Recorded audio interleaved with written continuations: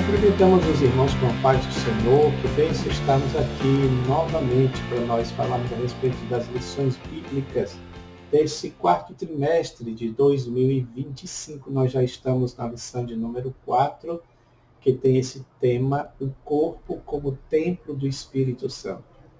O texto áureo diz: ou não sabeis que o nosso corpo é o templo do Espírito Santo, que habita em vós, proveniente de Deus, e que não sois de vós mesmos? Está em 1 Coríntios, capítulo 6, versículo 19. E a verdade prática diz: ter consciência de que nosso corpo é a habitação do Espírito Santo faz toda a diferença na maneira como o possuímos ou como nós tratamos o nosso corpo, né? Então, muito importante esta lição. Meus queridos, a nossa lição ela está dividida em 3 pontos: corpo, propriedade e habitação divina, onde temos os subpontos: comprado e selado, não sabeis vós, propriedade e domínio. E também o corpo como tabernáculo, portador da presença, tabernáculo e tricotomia, um tabernáculo guiado. Temos também o terceiro ponto: cuidado do templo do Espírito, fugir da prostituição, disciplinas espirituais, disciplinas corporais, tá bom? Vamos lá para o nosso primeiro ponto. Porém, antes disso, eu gostaria de falar sobre a palavra-chave, né? Você sabe, a palavra-chave desta lição é templo. E essa palavra templo, meus irmãos, ela vem de templo, que é templo, né? Com M, templo, no latim, e que é, por outro lado, derivada do hebraico da palavra Bet Elohim, ou seja, casa de Deus, habitação de Deus. Então, o templo é casa de Deus, é habitação de Deus, tá? E isso está bem de comum acordo com o que está lá em Êxodo, quando Deus disse para Moisés: construa um tabernáculo, onde eu possa habitar no meio de vocês, tá bom? Então, esse primeiro ponto fala sobre corpo, propriedade e habitação divina. Quando diz aqui que nós fomos selados, que é esse texto, a nossa lição fala sobre isso, sobre ser selado, sobre ser comprado, né? Então, significa dizer que Deus, quando nos resgatou, Ele nos comprou pelo precioso sangue de Jesus, não por preço, nenhum valor, nenhuma moeda do nosso planeta, não é?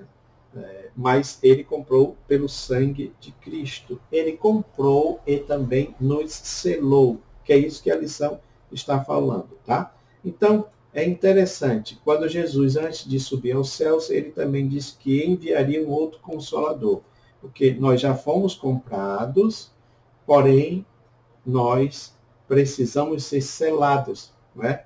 Esse selo tem a ver com a habitação do Espírito Santo em nós. E é interessante que o nosso comentarista ele diz algo muito apropriado. Como propriedade e habitação divina, temos que nos santificar e nos dedicar a Deus por inteiro. Enganam-se os que dizem que Deus quer apenas o coração. Essas coisas que as pessoas falam sem entendimento. É como se Deus fosse uma espécie de cardiologista, né? Que Ele só quer o coração, o que não é verdade. A palavra de Deus diz que devemos santificar em tudo o nosso corpo, alma e espírito, apresentar o nosso corpo como sacrifício vivo e agradável a Deus. Essa pergunta de Paulo, não sabeis vós, né, indica, a pergunta de Paulo, né, aos Coríntios, é uma pergunta retórica, e indica que eles, de fato, tiveram ensinamento, mas falta a compreensão espiritual correta a respeito dessa questão da mordomia do corpo. Tá, meus irmãos? Isso aqui é um ponto muito importante para que nós, como educadores, você, como professor cristão, sobre nós, irmãos, tem uma responsabilidade muito grande. Porque eu tenho dito nas minhas orações, e eu vou falar de maneira bem comum aqui para você, como se eu estivesse aí com você na sua casa, onde você está assistindo, né? nós não podemos ser repassadores de informações. Eu não posso aprender tudo isso aqui e apenas transmitir, ser um repassador. Ou seja, nós não podemos ser daquelas pessoas que fazem propaganda sobre um produto, mas eles mesmos não acreditam no produto. Não é? Não faz sentido isso. Houve um tempo aí em que uma certa celebridade teve um problema porque divulgava um produto, mas depois dos bastidores disse que não gostava do produto. Né? Então, nós precisamos levar a sério aquilo que nós aprendemos. Paulo, ele mostra isso, né? Faltava essa compreensão da parte dos irmãos de Coríntios, porque eles eram imaturos, eram carnais, então havia muitas discussões entre eles, né? Porque havia ali uma carnalidade que estava proliferando, nós vamos ver isso mais adiante. Então, precisamos estar atento a isso. Aí o nosso comentarista fala sobre essa questão da santificação, né? Porque quando se fala, por exemplo, da questão do vestuário, sempre é um problema, é uma polêmica sobre isso, né? Porque quando não é exagerado de um lado, é exagerado de outro, né? Então, a Bíblia fala sobre essa questão do vestuário para se vestir de maneira decente, né? Mesmo porque quando o homem pecou lá no início, ele se sentiu nu, então teve a necessidade de se cobrir, Deus fez aventais para eles, ou seja, então não é para o corpo ser exibido como se está sendo feito aí, né, meus irmãos? Então o negócio está meio que fugindo do controle, tá? E eu vou mais adiante. Essa flexibilização do vestuário também flexibilizou a questão da santidade. Porque tem pessoas, e nós sabemos de casos de obreiros, pregadores, que acham que é normal viver uma vida cristã.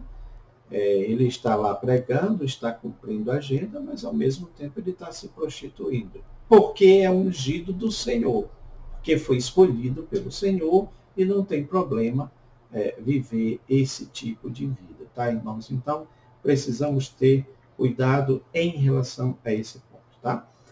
E o terceiro subponto, ele fala aqui sobre propriedade e domínio, ou seja, aquele que é detentor da propriedade, que adquiriu a propriedade, ele também tem domínio sobre ela, né? Então, se nós pertencemos ao Espírito, devemos também viver sob o seu domínio, ou seja, aqueles que andam no Espírito vivam de acordo com o Espírito. A palavra de Deus fala isso, né? Então, nosso corpo, tudo que nós fazemos é como para o Senhor, porque é Ele que nós devemos dar conta, mas sabendo que nós somos responsáveis também pelo outro, porque nós não vamos fazer o outro pecar. Então, tudo isso é importante, né? Precisamos colocar isso em evidência. E aqui no auxílio bibliológico, tem uma visão correta, né? Uma visão cristã a respeito do corpo. Ele fala que muitas religiões não valorizam o corpo, né? Só valoriza a questão da alma e do espírito, mas para o cristianismo o corpo é muito importante, tá, meus irmãos? E isso foi algo que o gnosticismo também pregou, talvez até tenha influenciado, porque nós vamos ver que os cristãos de Coríntio, eles tinham esse problema até mesmo de ir com as prostitutas, porque para eles o corpo não era algo que se devesse preocupar, né? Então, é muito importante nós levar em consideração esses assuntos. Meus irmãos, chegamos aqui no tópico 2, o corpo como tabernáculo, portador da presença, tabernáculo e tricotomia, um tabernáculo guiado. É importante que nós tenhamos bem claro sobre isso, que quando Deus diz em Êxodo 25:8, sobre me fareis um santuário e habitarei no meio deles, Deus estava dando uma ordem para Moisés, para que ele fizesse um santuário, um tabernáculo, para ele habitar no meio deles. Moisés fez o tabernáculo. Quando o povo chega na terra de Canaã, o tabernáculo também é introduzido na terra. E aí você tem a própria nação de Israel passando por vários estágios, digamos assim, né? Principalmente na questão governamental, né? Administrativa, porque aí você tem agora a época dos juízes, e depois entrando ali na época dos reis. Quando entra na época dos reis, nós temos Davi intentando construir o templo, não mais um tabernáculo de madeira, mas pegar aquele tabernáculo e fazer um templo, né? E aí Deus diz para ele, olha, você não vai fazer esse templo porque suas mãos são sujas de sangue, quem vai fazer é seu filho Salomão. Salomão, meus irmãos, faz o templo, vocês sabem disso, ele faz o templo, ele faz aquela oração maravilhosa que nós vemos lá, né? Depois da oração, Deus se apresenta para ele, a glória de Deus aparece no templo, e depois Deus se apresenta para ele dizendo que ouviu a oração dele, né? Deus renova a aliança que ele fez com Davi e ele renova a aliança com Salomão. Essa aliança ela é bipartite, né? Porque os dois tinham que participar. Deus sempre é fiel, mas o homem não. O que acontece com o tabernáculo? O que acontece com o templo, né? Tempos depois, aí você vê o povo completamente distante de Deus. Então você tem partes lá na palavra de Deus que mostra que o povo, né, estava colocando ídolos, divindades pagãs no pátio do templo. Então eles estavam profanando o santuário do Senhor, né? Quando Salomão oferece o templo, a glória do Senhor entra no templo. O Senhor está ali habitando. Acontece isso que ele fala aqui em Êxodo, né? Habitando no meio do povo. Meus irmãos, quando Deus está habitando, quando há a presença de Deus, há alegria, há felicidade, há gozo, há contentamento, há prosperidade, há o bem, tá bom? Quando a presença de Deus sai, que foi o que aconteceu ali, Deus saiu, você vê isso claramente em Ezequiel, a glória de Deus saindo do templo. Então veio a desgraça, veio a destruição, veio as nações, a violência estava encampando na própria Israel. Então tudo isso aconteceu porque o povo não soube entender a mensagem do templo. O templo é destruído, depois o povo é levado para o cativeiro, depois eles retornam. Eu estou falando de maneira rápida, mas só para você entender, eles retornam. Nesse retorno, o templo é reconstruído, ali na época de Esdras e Neemias. Não é? Passam os 400 anos, Herodes amplia o templo fica bonito, a ponto dos discípulos dizer, olha, Senhor, que maravilha, que pedras. Aí Jesus disse, não vai ficar aqui pedra sobre pedra que não seja derribada. E isso é muito interessante, meus irmãos, porque também coaduna com o que Jesus falou para os fariseus. Destrua esse templo e em 3 dias reconstruirei. Os fariseus disseram, mas nossos pais passaram 40 anos para fazer, como é que este diz que reconstruiria em 3 dias? Porque eles não entendiam que ele estava falando desse templo, do templo como corpo. Porque o que Cristo veio fazer, meus irmãos, foi fazer cumprir a palavra de Deus. Eu quero habitar no meio de vocês. E não só habitar no meio de vocês, mas habitar em vocês. Então Jesus, ele está se colocando ali como o templo. É por isso que Paulo escreve o que ele escreve. Porque ele entendeu o que Jesus quis dizer. Vocês são templo do Espírito Santo, diz Paulo. Porque ele entendeu que Jesus estava transferindo essa habitação de Deus, meus irmãos, ali do templo físico para o templo espiritual, para o templo, esse templo que é o corpo, né, onde o Espírito habitaria. Esse é o ponto principal E eu queria que vocês entendessem isso, tá? Agora, eu gostaria de mostrar para os irmãos um gráfico, porque ele diz aqui tabernáculo e tricotomia, né? Meus irmãos, isso que eu vou falar aqui só vai corroborar mais ainda com o que eu acabei de dizer para os irmãos, fazendo uma conexão do templo e dos seres humanos. Por quê? Porque, na verdade, esse tabernáculo e tricotomia, ele está falando aqui, fazendo uma comparação do templo com o homem nesses três estágios, corpo, alma e espírito. Preste atenção, olhe, esse gráfico ele é muito importante, professor. Acredito que seus alunos vão ganhar se você mostrar esse gráfico. Tá? Então, preste atenção. Você tem ali o pátio ou átrio exterior como uma representação do corpo, né? E se você parar para pensar, as peças, os utensílios estão todos no lugar. Então, você tem ali o altar de holocausto, você tem ali a pia, né? O lavatório, que está falando de purificação, o altar do holocausto, onde se oferecia os holocaustos. Você tem agora entrando no pátio, porque isso tudo é a parte exterior, que é o corpo, representação do corpo. Agora, o pátio interior, ou o lugar santo, é representado ali pela alma, né? A parte do intelecto, da vontade, da sensibilidade. Então, está tudo ali. E você tem os utensílios, mesa dos pães, o altar do incenso e o candelabro, que está falando da iluminação, está falando do sacrifício de louvor, o sacrifício, né, como incenso, aroma suave ao Senhor, e também está falando da alimentação, apontando também para Cristo como esse pão vivo que desceu do céu. Isso é na alma, tá bom? O pátio interior representando a alma. Quando você aprofunda mais isso, então você tem ali uma conexão do Santo dos Santos, que é o lugar onde Deus habita, onde Deus se apresentava naquela arca, tá?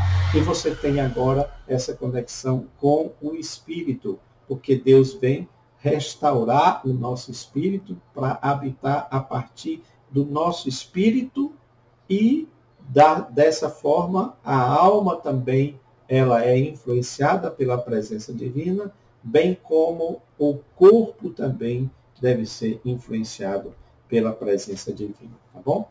Para nós concluirmos aqui, você tem aqui, por exemplo, o tabernáculo guiado.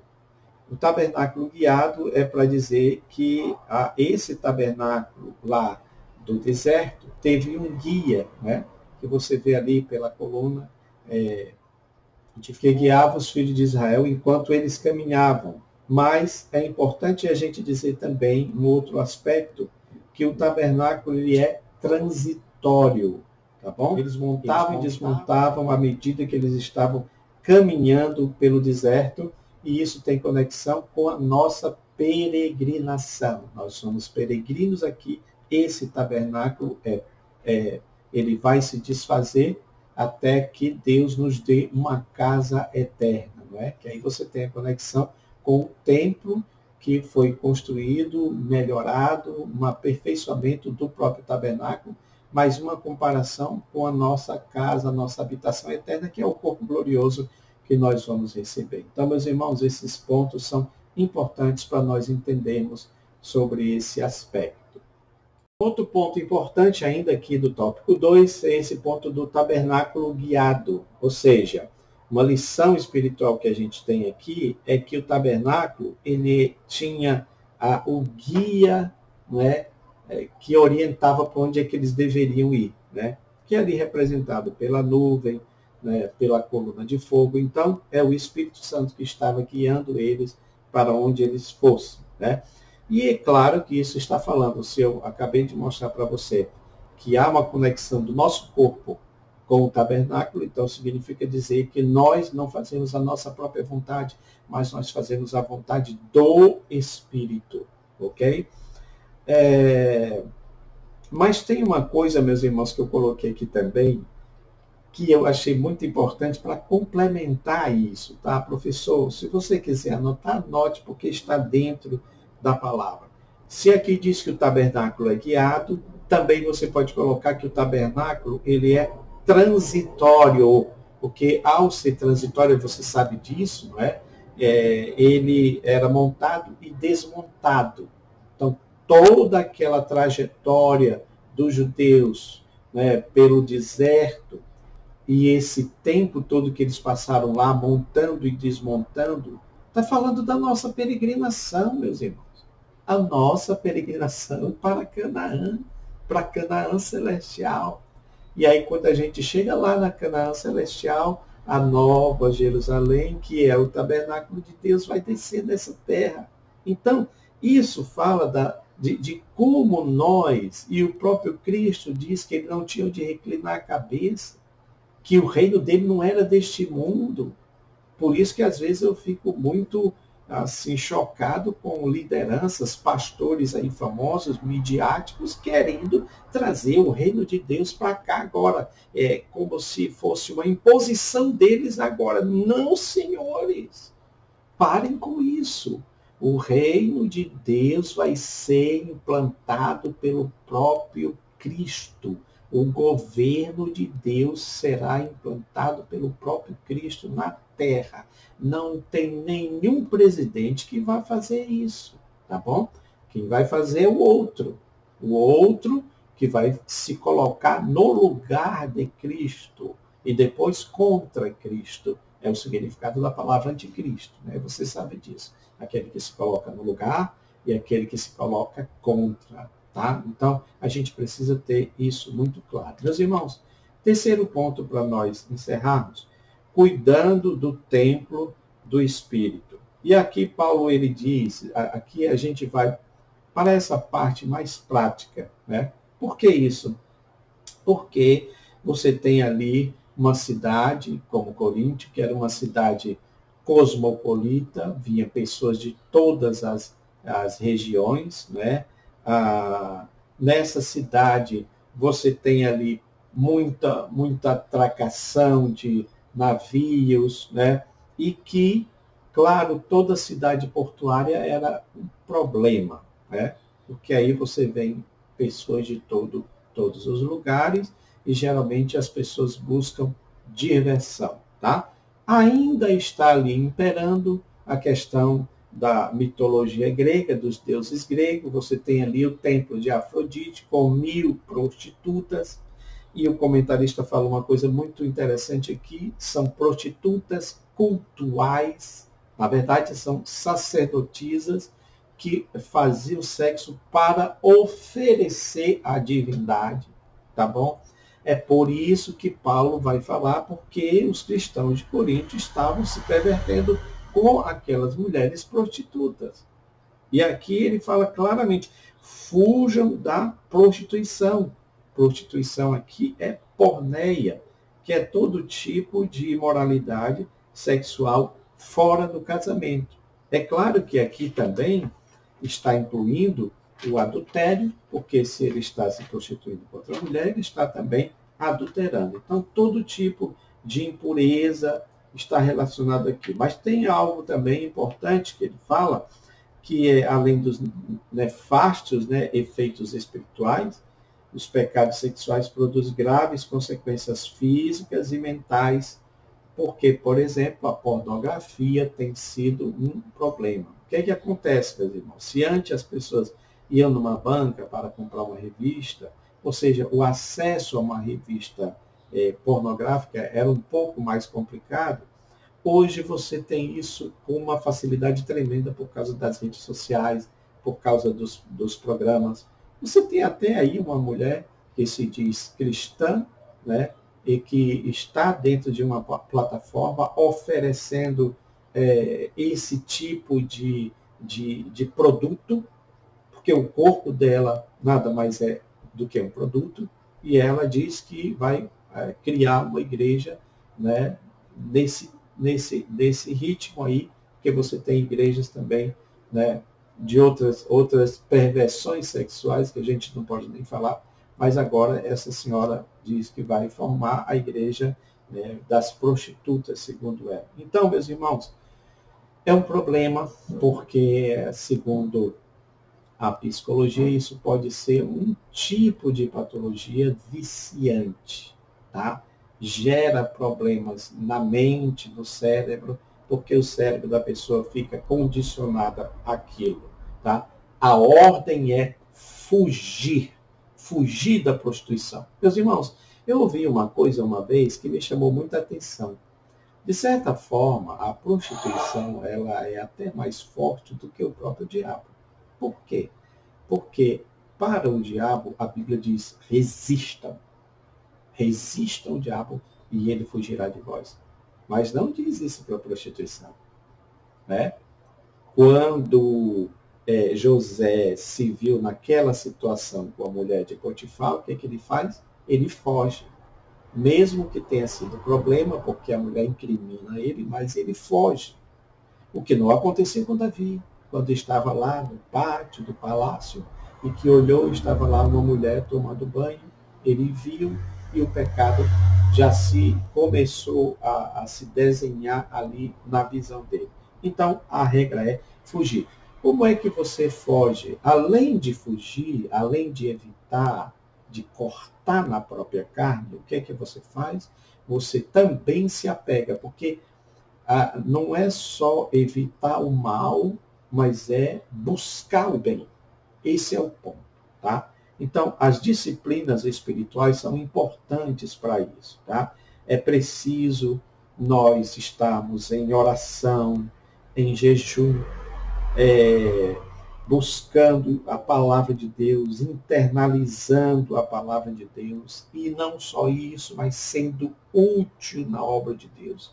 Tem muita coisa, né? Essa doutrina das disciplinas cristãs, ela é importante. Aqui fala de 3, que é o jejum, oração e o estudo da palavra, mas tem muitas outras que a gente pode fazer, que não só pode fazer, como nós devemos fazer. E por último, ele fala da disciplina corporais, que é um contrassenso, como diz aqui, ter o corpo como templo do Espírito, e do Espírito Santo, e tratá-lo sem o devido cuidado. Né? Porque, irmãos, hoje com a ciência evoluída, então você sabe o que faz mal, o que não é bom para o corpo, né? Porque aquilo que se diz, né? Aquela frase jocosa que se diz, o crente não bebe, mas come. Ou seja, o crente não peca pela questão da bebedice, que a Bíblia fala que é uma obra da carne, mas peca pela glutonaria. Então, ficou uma coisa pela outra, tá bom? Prática de exercício físico também é importante. Tudo isso é importante. Nós precisamos cuidar do nosso corpo e da nossa mente, porque ele é o templo do Espírito Santo e a nossa mente faz também conexão com o nosso corpo. Tá bom, meus irmãos? Meus irmãos, Deus abençoe vocês. Pegue os nossos gráficos, baixe e dê uma aula abençoada para a glória e honra do nome do Senhor. Deus os abençoe. Amém.